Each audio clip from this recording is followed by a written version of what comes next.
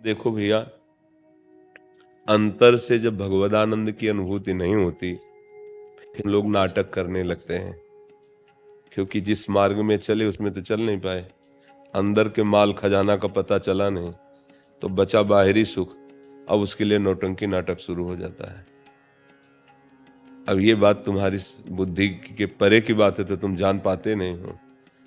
ऐसे ऐसे बातें बोली जाती हैं, ऐसे ऐसे कि बहुत गुस्सा लगती है कि यार तुम अपना भी नाश कर रहे हो और अनुगामियों का भी नाश कर रहे हो। तुम्हारी पता है कौन सी दुर्गति तुम्हें होगी?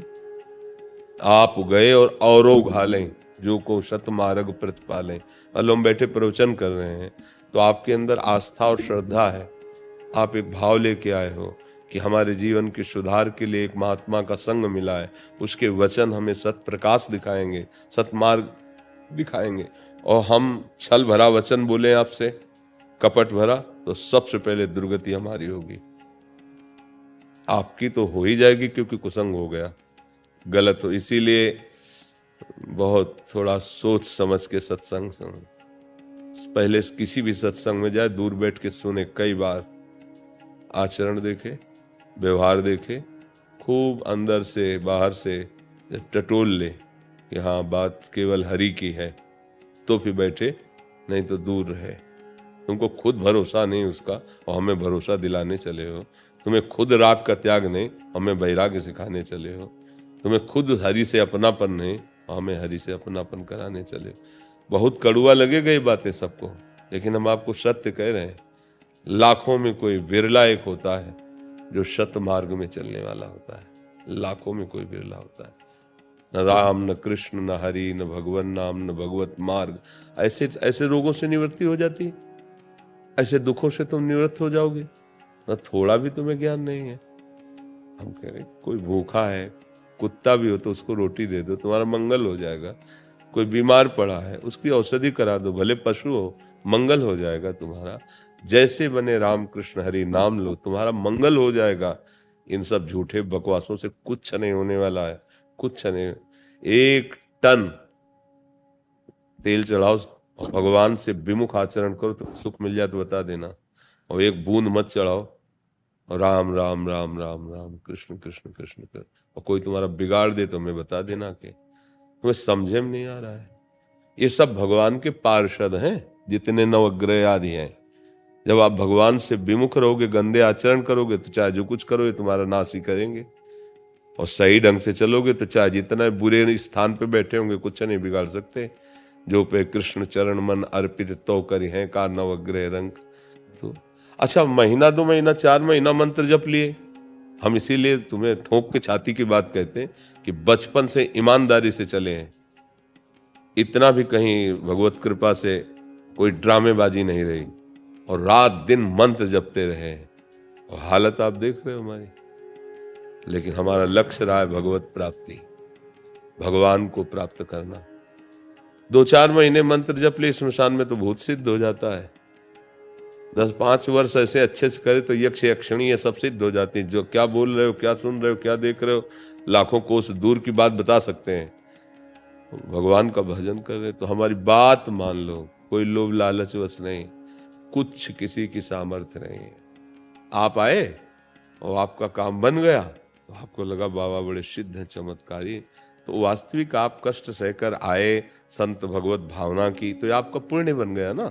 संत दरस जिम पातक टरे, तो आपका ही कर्म तो आपके कल्याण का कार्य बना। कोई किसी का कल्याण नहीं कर सकता। कल्याण का मार्ग हम बता रहे हैं, आप ना चलो तो सब बेकार है, और आप मान लो तो आप ही उसके मुख्य धन्यवाद के पात्र हुए, जो आप गलत बातें छोड़कर अच्छे मार्ग में।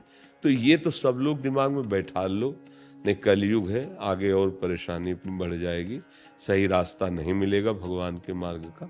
अब वो एक हितधाम में थे, तो एक ने कहा कि हम बहुत परेशान हैं। एक जगह गए थे तो 5,000 रुपये की घोड़े की अंगूठी, नाल की अंगूठी, ऐसे नहीं, तब तो घोड़ा पर ब्रह्म हो जाना चाहिए। जब उसके नाल में इतनी ताकत है कि तुम अंगूठी पहन लो दुख रहित हो जाए, तो बेचारा रोज एक्का में जोड़ा जाता है और रोज सांटे चलते हैं उसके, और दौड़ता है सैकड़ों किलोमीटर, तो उसका दुख दूर हो जाए।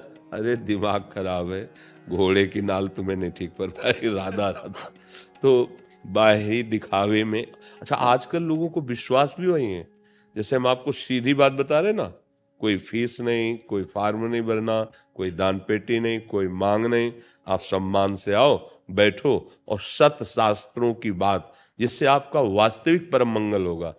तो आपको लगता है यहाँ कोई जादूगिरी तो है नहीं, चमत्कार तो है नहीं, ये तो ऐसे प्रवचन करते रहते हैं। महर्षि, इसमें एक समाधान चाहिए। हाँ जो संसार में, ये तो आपने भजन मार्ग की बात बता दी, जिनको भगवत प्राप्ति करनी है। जो संसार में फंसे हैं उनको तो बिल्कुल इस बात का ज्ञान नहीं कि भजन भी करना चाहिए। उनको तत्काल दुख आया और उसका निदान उनको चाहे कैसे भी मिले, तो इसलिए हाँ, इस वो उद्देश्य से नहीं वो कहीं भी जाते हैं हाँ, और वहां उसका वो निदान दुख चाहते का हैं। वो दुख का निदान नहीं मिल सकता, क्योंकि उसमें उसमें सामर्थ्य नहीं दुख निदान करने की। देखो, कोई भी जो दुख आता है वो पूर्व के पाप कर्म से आता है। अगर थोड़ा भी अध्यात्म जानते होते हो तो समझते हो कि पूर्व का पाप कर्म ही हमारे दुख का सृजन करता है। तो जब हम कहीं जाते हैं तो जैसे तीर्थ गए या भगवान के मंदिर गए या सच्चे संतों का संग किया, तो उससे हमारे पूर्व पापों पर प्रहार होता है, वो क्षीण होते हैं, तो दुख मिटना प्रारंभ हो जाता है। और ऐसी जगह हम गए जहां हमारी और बुद्धि मलिन हो जाए तो भला वो दुख कैसे। अब हो सकता है ऐसा संयोग कि आज 12 बजे से आपका वो दुख संपन्न होने वाला है और आप सुबह आप पहुंच गए और उनका जाओ ठीक हो जाओगे और आप ठीक हो गए। अब आपका विश्वास हो जाएगा कि अमुक व्यक्ति ने ठीक किया, बकाया ऐसा नहीं था। अगर 12 बजे तक तुम वहां नहीं पहुंचते तो अपने आप ठीक हो जाते, क्योंकि वो क्रम चल रहा है उसका। कोई किसी को दुखी या सुखी नहीं कर सकता, हमारे कर्म ही हमको सुखी दुखी करते। इसमें पक्का समझ लो, चाहे जहां भाग के चले जाओ। अगर एक व्यक्ति हमको ऐसा लाओ कि एक बार आशीर्वाद देने के बाद पूरा जीवन हो गया, उसने कभी दुख का मुंह नहीं देखा, कहीं से भी किसी का भी अनुयायी हो, एक व्यक्ति लाओ, तत्कालिक घटना, तत्कालिक वर्तमान दुख का शमन, तुक्का पुण्य का नहीं, एक आदमी हमें ले आओ पूरी सृष्टि में कि ये उनका आदमी है और जिस दिन से आशीर्वाद दिया बस करोड़पति बनता चला गया, सारी सुख सुविधाएं चरण चूम रही हैं। और कभी ये तो सब बहुत छोटी बात है। भगवान के अवतार दत्तात्रेय जी हैं, आपने सुना है?